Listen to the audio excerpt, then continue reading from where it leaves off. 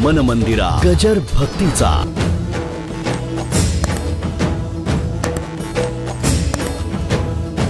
जीवन मुक्त असताना माणूस विचार करत नाही. त्याला काय विचार करायची गरज नाही, लोकांना विचार करायला लावतो. काय भानगड आहे ही?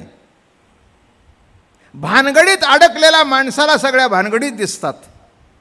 नाथांचं जीवन हे परिपूर्णतेचं जीवन होतं. म्हणून इथे म्हणतायत कैवल्याही चढावा. कुणी म्हणेल बद्ध आहे, अरे तिथे गेले कसे?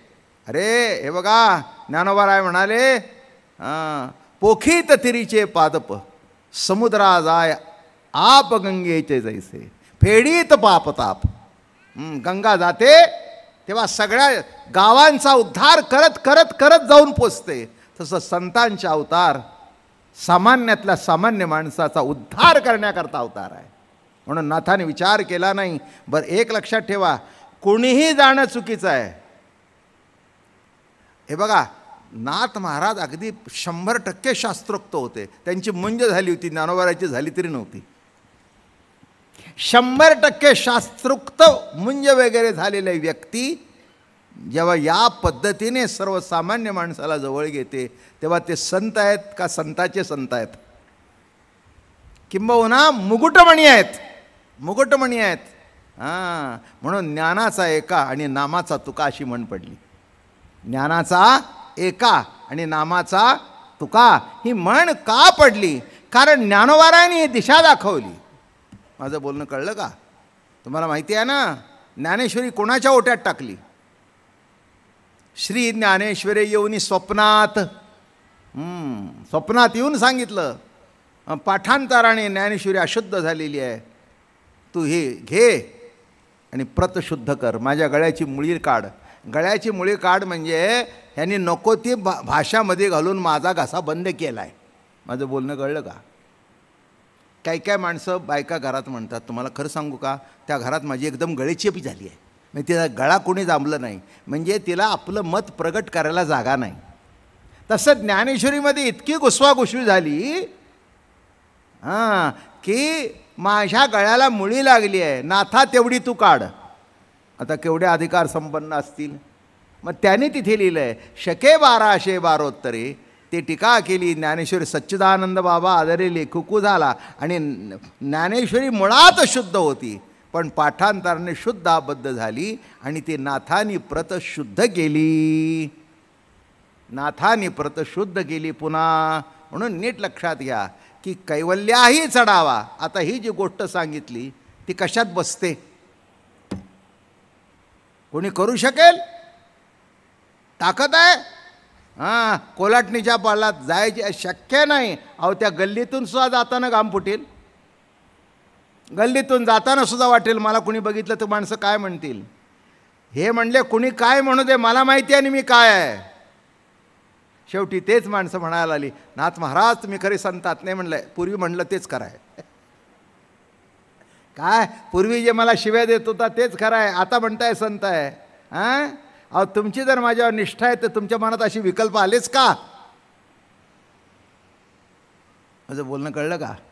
असे विकल्प आलेच का? इथे मला संत म्हणता आणि तिथे मला नावं ठेवता, अशी ड्युअल पर्सनॅलिटी कशाला पाहिजे?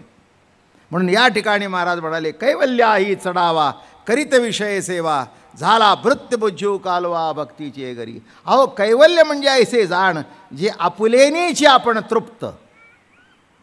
कैवल्य शब्दाचा अर्थ काय? आपण आपल्या ठिकाणी तृप्त. कोणत्या तरी परिच्छिन्न विषय प्राप्त होऊन मी तृप्त होईन असं नव्हे.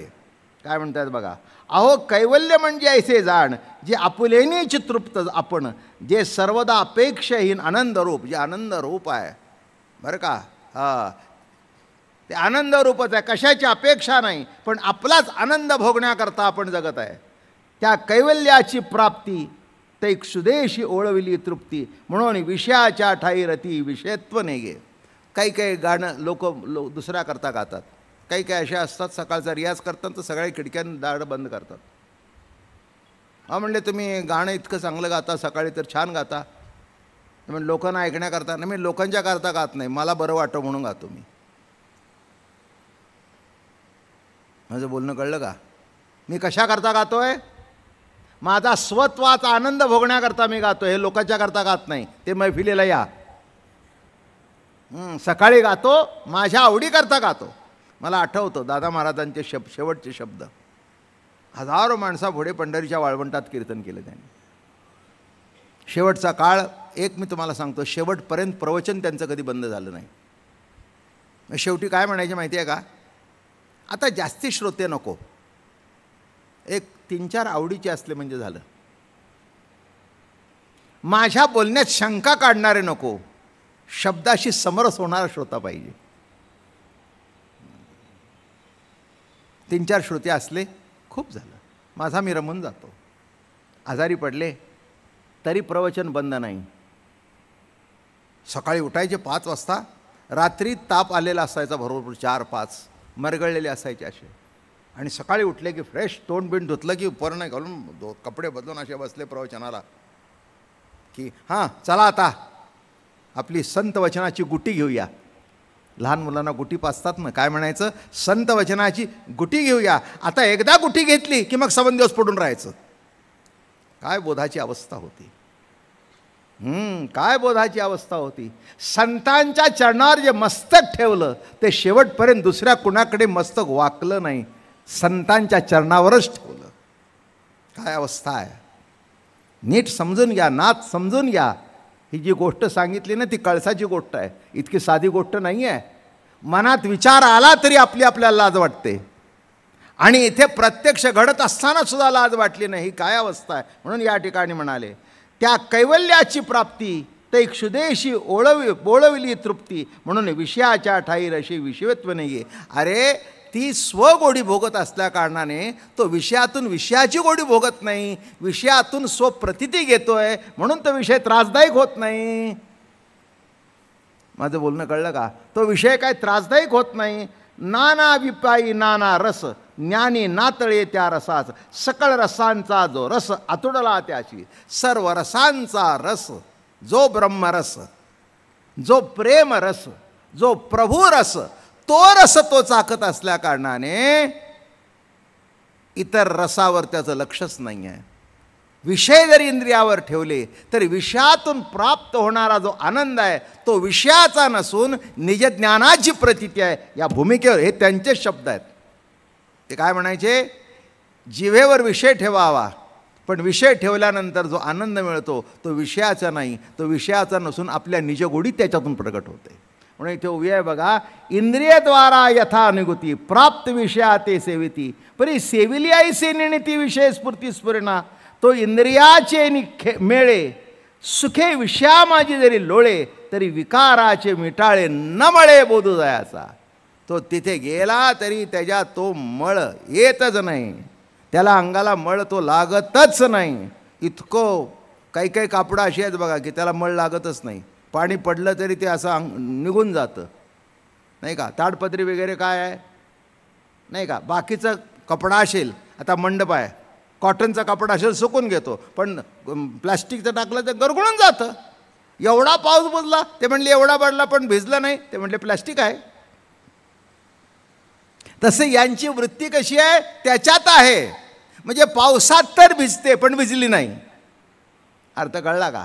पावसात तर भिजते पण भिजली नाही. तसं इथे विषयावरी जरी लोळे तरी विषयाचे निविटाळे न मळे बोधू जयाचा. नाना विषयी नाना रस, ज्ञानी नातळे त्या रसास. या पुण्यामधली एक गोष्ट आहे,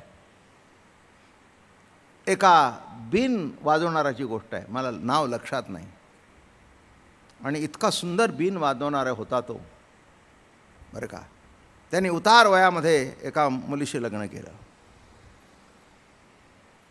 ती त्याच्यावर भाळलेली नव्हती, त्याच्या गुणावर भाळलेली होती. आणि लग्न झाल्यानंतर आंबट शोकी खिडकीतून डोकवायचे. याने त्यांच्याकडे बघितलंच नाही, बघायचंच नाही. रात्री 10 वाजले 11 वाजले की तिला सांगायचं बिन काढ बेटा.